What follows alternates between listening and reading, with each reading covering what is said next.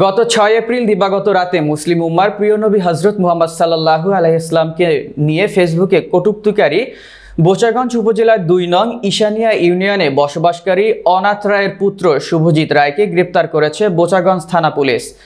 গতকাল মঙ্গলবার বোচাগঞ্জ থানার অফিসার ইনচার্জ মোহাম্মদ হাসান জাহিদ সরকারের নির্দেশে বীরগঞ্জ থানার সামনে বাসস্ট্যান্ড থেকে তাকে গ্রেপ্তার করা হয়।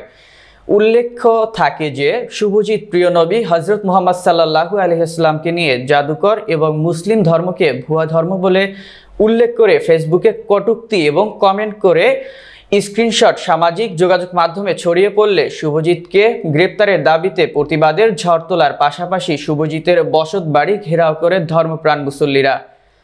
এ সময় উত্তেজিত মুসল্লিদের সামাল দিতে উপজেলা নির্বাহী অফিসার মোহাম্মদ মারুফ হাসান ও বোচাগঞ্জ থানার অফিসার ইনচার্জ জনতাকে প্রতিশ্রুতি দেন দ্রুত সময়ের মধ্যে শুভজিৎকে গ্রেপ্তার করা হবে এবং দেশের প্রচলিত আইনে তার শাস্তি নিশ্চিত করা হবে।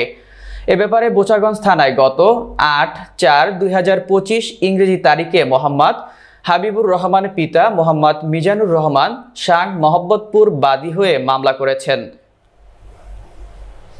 বিসমিল্লাহির রহমানির রহিম।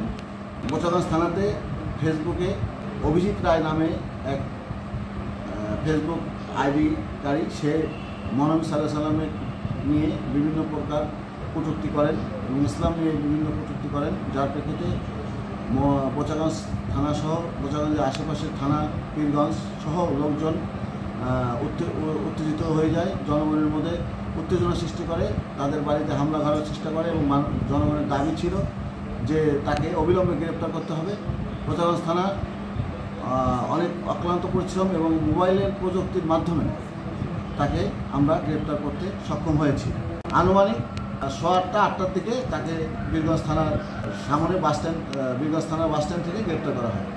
আমি বোচাগঞ্জবাসীকে বলবো, কোনো প্রকার এটা নিয়ে কোনো জায়গায় কোনো হামলা বা কোনো ভাঙচুর বা তাদের বাড়িতে কেউ যাতে যে না দিয়ে ভাঙচুর করে, এটা আমার অনুরোধ সবার প্রতি।